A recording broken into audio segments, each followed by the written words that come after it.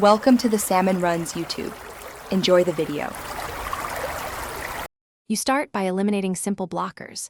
Make sure the side volume is turned up in ringer and alerts in setting sounds are higher than 0.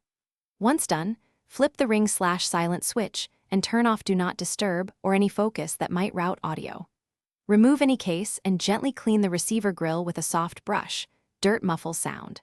Restart the iPhone to clear transient software audio issues, then test a call immediately to see if volume returns. Now focus on routing and software.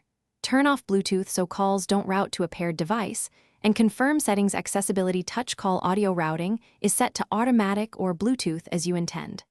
Test using speaker, wired headphones, and record a voice memo to compare output. This isolates hardware from software. Update iOS to the latest version because patches fix audio drivers.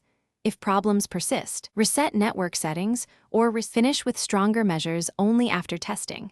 Back up your iPhone, and if software fixes fail, perform a full restore or DFU restore via Finder or iTunes to reinstall firmware.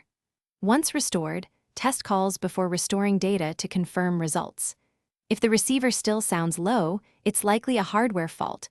Book an Apple Store or authorized repair for receiver replacement. If things go wrong, a quick troubleshooting tip: record voice memos and try wired headphones. Consistent low output across tests confirms hardware, which needs service.